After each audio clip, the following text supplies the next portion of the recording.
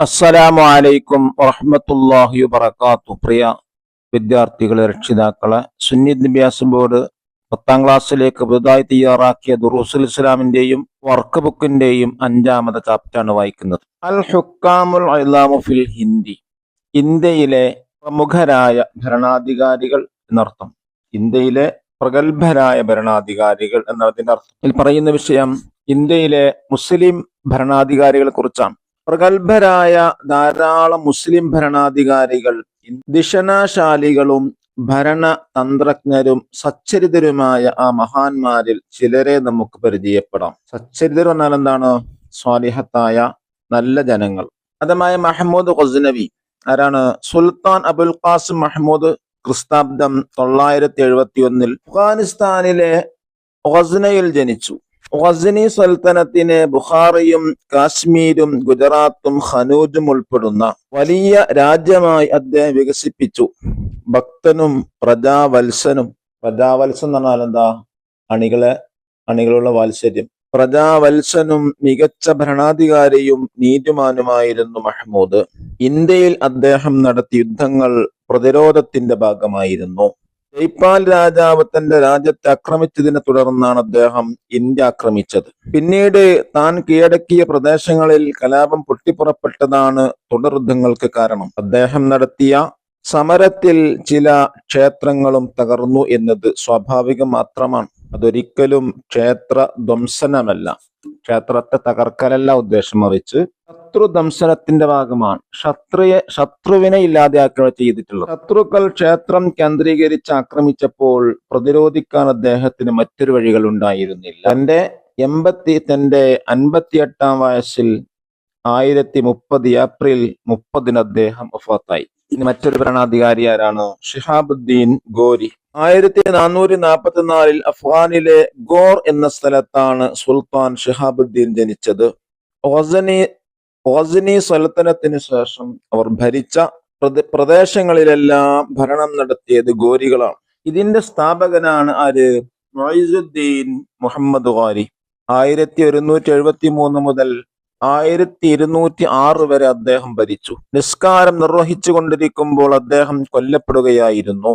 ഭക്തനും ധീരപരാക്രമിയും നിപുണനായ ഭരണാധികാരിയുമായിരുന്നു മുഹമ്മദ് ഗോരി. മൂന്നാമത്തെ ഭരണാധികാരി ഖുതുബുദ്ദീൻ ഐബക്ക്. ഷിഹാബുദ്ദീൻ ഗോരിയുടെ അടിമയായ ഖുതുബുദ്ദീൻ മികച്ച പടനായകനായിരുന്നു. ഗോരിയുടെ പ്രതിനിധിയായി ഡൽഹി ഭരണാധികാരിയായി സേവനമനുഷ്ഠിച്ചു വന്ന ഖുതുബുദ്ദീൻ ഷിഹാബുദ്ദീനിന്റെ മരണത്തെ തുടർന്ന് സ്വാതന്ത്ര്യം പ്രഖ്യാപിച്ച് അടിമവംശ ഭരണകൂടം സ്ഥാപിച്ചു. ഇന്ത്യയിലെ ആദ്യത്തെ സ്വതന്ത്ര ഭരണകൂടമാണിത്.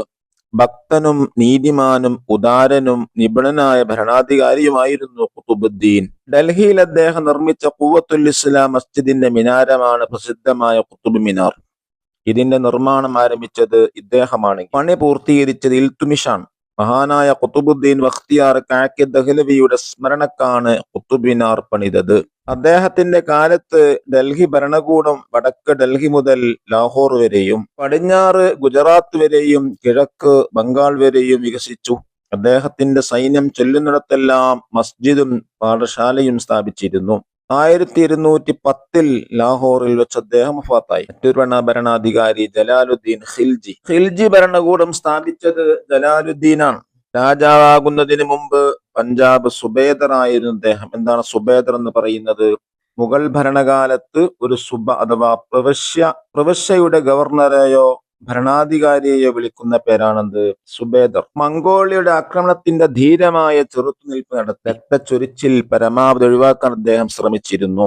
പ്രവാചകന്റെ ചര്യയ്ക്ക് വിരുദ്ധമായി ഞാൻ ഒന്നും ചെയ്യുകയില്ലെന്ന് പ്രഖ്യാപിച്ച് ജനക്ഷേമത്തിലധിഷ്ഠിതമായ ഭരണം നടത്തിയ ജലാലുദ്ദീൻ ഖിൽജിയുടെ കാലം ഐശ്വര്യപൂർണമായിരുന്നു. അക്കാലത്ത് മർദ്ദിതരിൽ നീതി ലഭിക്കാത്ത ആരുമുണ്ടായിരുന്നില്ല. 1220 ജനിച്ച ഖിൽജി 1296 കൊല്ലപ്പെട്ടു. ഭരണാധികാരം നോക്കൂ. ഖിയാസുദ്ദീൻ തുഗ്ലക്. തുഗ്ലക് ഭരണകൂടം സ്ഥാപിച്ച ഖിയാസുദ്ദീൻ 4 വർഷം കൊണ്ട് രാജ്യത്തിന് 40 വർഷത്തെ പുരോഗതി ഉണ്ടാക്കി. മതഭക്തനായ അദ്ദേഹം 5 നേരവും ജമാഅത്തിൽ പങ്കെടുത്തിരുന്നു. മംഗോളിയൻ ആക്രമണത്തിൽ നിന്ന് പാകിസ്ഥാൻ അദ്ദേഹം രക്ഷപ്പെടുത്തി. പ്രജകളോട് ഔദാര്യപൂർവ്വം പെരുമാറിയ ഗിയാസുദ്ദീൻ നികുതികൾ കുറച്ചു. തൽഫലമായ എക്കാലത്ത് വലിയ കാർഷിക പുരോഗതിയുണ്ടായി. ഗിയാസുദ്ദീന്റെ കാലത്ത് കൊള്ളക്കാർ കാവൽക്കാരും വില്ലുകൾ വിത്തും വാളുകൾ കൃഷിയായുധങ്ങളുമായി എന്ന ഒരു ചരിത്രകാരന്റെ നിരീക്ഷണം കാലത്തെ സുസ്ഥിരതയെ സൂചിപ്പിക്കുന്നു. 1325 അദ്ദേഹം വഫാത്തായി. ഇനി നമുക്ക് അടുത്ത ഭരണാധികാരി സിക്കന്ദർ ലോധി. തുഗ്ലക്ക് ഭരണകൂടത്തിന്റെ പതനത്തിന് ശേഷം അല്പകാലം ഡൽഹി അശാന്തമായിരുന്നു. ഇങ്ങനെയിരിക്കെ 1451 ബഹ്ലൂൽ ലോധി ഭദ്രമായ ഒരു ഭരണം സ്ഥാപിച്ചു. ഇദ്ദേഹത്തിന്റെ പുത്രനായ സിക്കന്ദർ ലോധിയാണ് ഈ രാജവംശത്തിലെ പ്രസിദ്ധനായ ഭരണാധികാരി. ആഗ്ര പട്ടണത്തിന് അസ്ഥിവാരമിട്ട് അദ്ദേഹം തലസ്ഥാനം അങ്ങോട്ട് മാറ്റി. ലളിത ജീവിതം നയിച്ച സിക്കന്ദർ എപ്പോഴും ഭരണകാര്യങ്ങളിലും പ്രജാക്ഷേമ പ്രവർത്തനങ്ങളിലും വ്യാപൃതനായിരുന്നു. അദ്ദേഹം പാവപ്പെട്ടവർക്ക് വസ്ത്രങ്ങളും പുതപ്പുകളും ദരിദ്രർക്ക് പെൻഷനും നൽകിയിരുന്നു. അദ്ദേഹത്തിന്റെ ഭരണ സംവിധാനത്തിൽ ധാരാളം ഹിന്ദുക്കൾ ജോലി ചെയ്തിരുന്നു. 1517 അദ്ദേഹം ഭരണാധികാരി അഹമ്മദ് ഷാ. ഗുജറാത്ത് ഭരിച്ച അഹമ്മദ് ഷായാണ് അഹമ്മദാബാദ് നഗരം പണിതത്. ഗുജറാത്ത് ഭരണകൂടത്തെ വികസിപ്പിച്ച് സൂറത്തും ജോനാഗഡും അദ്ദേഹം തന്റെ രാജ്യത്തോട് ചേർത്തു. വിശാലമായ റോഡുകളും നല്ല കെട്ടിടങ്ങളും അടങ്ങുന്ന 300 മഹല്ലുകളും ഓരോ മഹല്ലിലും ഓരോ മസ്ജിദും ഓരോ തെരുവും അടങ്ങുന്ന അഹമ്മദാബാദ് നഗരം പണിതീർത്തിയ അദ്ദേഹം അതെല്ലാം ജനങ്ങൾക്ക് സൗജന്യമായി നൽകി. സ്വന്തം മരുമകനെ കൊലക്കുറ്റത്തിന് തൂക്കിലേറ്റിയ അഹമ്മദ് ഷാ നീതി നിർവഹണത്തിൽ പ്രസിദ്ധനായിരുന്നു. 1411 മുതൽ 1441 വരെയാണ് അദ്ദേഹം ഭരിച്ചത്. ഇനി ആരാ? ബാബർ. മുഗൾ ഭരണകൂടം സ്ഥാപിച്ച ബാബർ തിമൂറിന്റെ വംശപരമ്പരയിലെ ഉമർ ഷെയ്ഖിന്റെ പുത്രനാണ്. പിതാവിന്റെ മരണത്തെ തുടർന്ന് 12 വയസ്സിൽ രാജാവായ ബാബർ ധീരനും മികച്ച ഭരണാധികാരിയുമായിരുന്നു. 1504 കാബൂൾ കേന്ദ്രമായി ഭദ്രമായ ഭരണം സ്ഥാപിച്ച അദ്ദേഹം 1526 പാനിപ്പത്തിൽ വെച്ച് ഇബ്രാഹിം ലോധിയെ തോൽപ്പിച്ച് മുഗൾ ഭരണത്തടിത്തറ പാകി. തുടർന്ന് ഇന്ത്യയിൽ സ്ഥിരതാമസമാക്കിയ ബാബർ 1530 മരണമടഞ്ഞു. പാശ്ചാത്യ ചരിത്രകാരന്മാരുടെ മുക്തകണ്ഠമായ പ്രശംസ നേടിയ ചുരുക്കം മുസ്ലിം ഭരണാധികാരികളിൽ ഒരാളാണ് ബാബർ. അയോധ്യയിൽ ബാബരി മസ്ജിദ് പണിത് ഇദ്ദേഹമായിരുന്നു. അടുത്ത ഭരണാധികാരി നോക്കൂ, ഔറംഗസീബ് ആലംഗീർ. മുഗൾ ഭരണാധികാരി ഷാജഹാന് ശേഷം മകൻ ഔറംഗസീബ് മുഹ്യിദ്ദീൻ ആലംഗീർ എന്ന നാമധേയത്തിൽ ചക്രവർത്തിയായി. മുഗൾ രാജാക്കന്മാർ ഏറ്റവും വിദ്യാഭ്യാസമുള്ള വ്യക്തിയും സച്ചരിതനും ഔറംഗസീബാണ്. 50 വർഷം ഭരണം നടത്തിയ അദ്ദേഹത്തിന്റെ കാലത്ത് രാജ്യം വിസ്തൃതിയിലും ക്ഷേമത്തിലും പുരോഗതിയുടെ കൊടിമുടിയിലുമെത്തി. ഭക്തനും ഭരണകാര്യങ്ങളിൽ ഷാജഹാന്റെ സഹകാരിയുമായ ഔറംഗസീബിനെ ചതിയിലൂടെ വധിച്ച് അധികാരം പിടിക്കാൻ പദ്ധതിയിട്ട മൂത്ത സഹോദരനും മതരഹിതനുമായ ധാരാഷിക്കിനോട് യുദ്ധം ചെയ്ത് അദ്ദേഹം അധികാരം പിടിച്ചെടുത്തു. സ്വഭാവ മഹിമയും നീതിബോധവും പ്രജാസ്നേഹവും ഔറംഗസീബിന്റെ മുഖമുദ്രയായിരുന്നു. ഖജനാവിലെ പണം നല്ല മാർഗത്തിൽ മാത്രം ചെലവഴിച്ച അദ്ദേഹം സ്വന്തം ചെലവിനതിൽ നിന്ന് ഒന്നും എടുത്തില്ല. തൊപ്പി തുന്നിയും ഖുർആൻ പകർത്തിയത് വിറ്റുമാണ് അദ്ദേഹം ജീവിതത്തിനുള്ള വഴി കണ്ടെത്തിയത്. ശരീഅത്തനുസരിച്ച് ഭരണം നടത്തിയ അദ്ദേഹം മുസ്ലിങ്ങളിൽ നിന്ന് സകാത്തും അമുസ്ലിങ്ങളിൽ നിന്ന് ജിസിയയും സ്വീകരിച്ചു. ധാരാളം മസ്ജിദുകളും മദ്രസകളും പണിത ഔറംഗസീബ് ആരാധനാലയങ്ങളും പാഠശാലകളും നിർമ്മിക്കാൻ ഹിന്ദുക്കൾക്കും സഹായം നൽകി. ദിവസം 3 മണിക്കൂർ മാത്രമേ ഔറംഗസീബ് ഉറങ്ങിയിരുന്നുള്ളൂ. ബാക്കി സമയം ഭരണകാര്യങ്ങൾക്കും ആരാധനകൾക്കും വേണ്ടിയാണ് വിനിയോഗിച്ചത്. ലളിത ജീവിതം നയിച്ച അദ്ദേഹം ദരിദ്രനായാണ് മരിച്ചത്.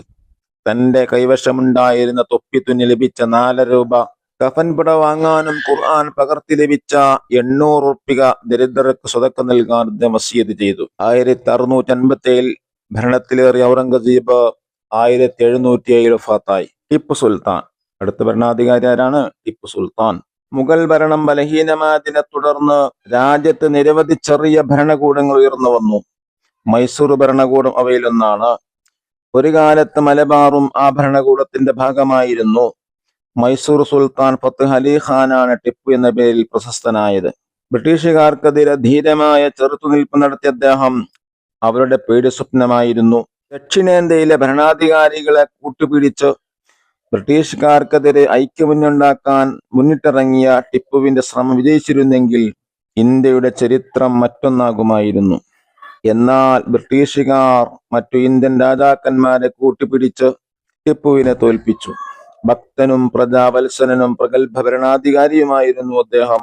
1750 ജനിച്ച അദ്ദേഹം 1799 ബ്രിട്ടീഷുകാർക്കെതിരെ പൊരുതി രക്തസാക്ഷിയായി. എന്റെ ദുആ നോക്കൂ.